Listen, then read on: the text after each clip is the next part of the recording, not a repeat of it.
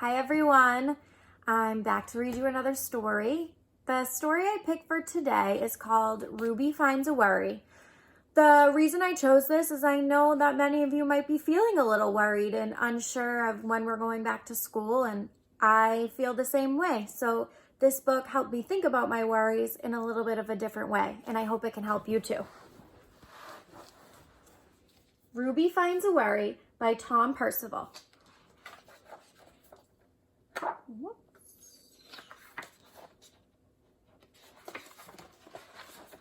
Here we go.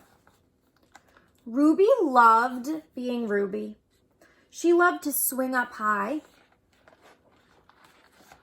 and she loved to explore wild, faraway places. Sometimes she even went all the way to the very bottom of the garden.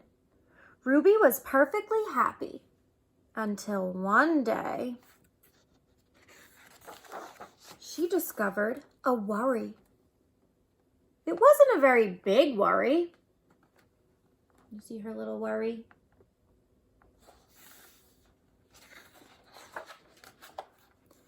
In fact, it was so small that at first Ruby hardly noticed it. But then the worry started to grow. Each day it got a little bit bigger. It just wouldn't leave her alone. It was there at breakfast, staring at her over the cereal box. And it was still there at night when she brushed her teeth. The funny thing was that no one else could see Ruby's worry, not even her teacher. So Ruby pretended that she couldn't see it either.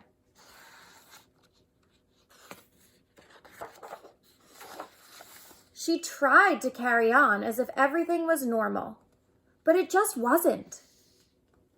The worry was always there, stopping her from doing the things that she loved. Ruby wondered if the worry would ever go away. What if it didn't? What if it stayed with her forever? Ruby didn't realize it, but she was doing the worst thing you can ever do with a worry. She was worrying about it.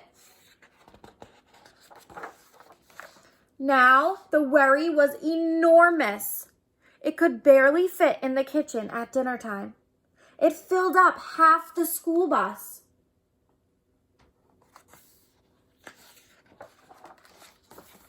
And it took up whole rows at the movie theater. The worry became the only thing that Ruby could talk about, think about, and it seemed like she would never feel happy again. Then, one day, something unexpected happened. Ruby noticed a boy sitting alone at the park. He looked how she felt, sad. And then she noticed something else, something hovering next to him. Could it be a worry?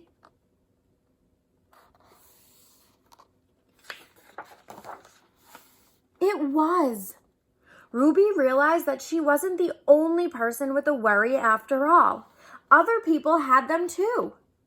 She asked the boy what was on his mind, and as he told her, the strangest thing happened. His worry began to shrink. Then Ruby did the best thing you can ever do if you have a worry. She talked about it.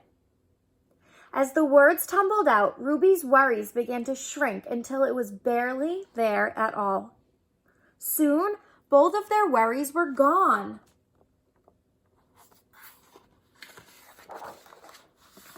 Finally, Ruby felt like herself again. Of course, that wasn't the last time she ever had a worry. Everyone gets them from time to time. But now that she knew how to get rid of them,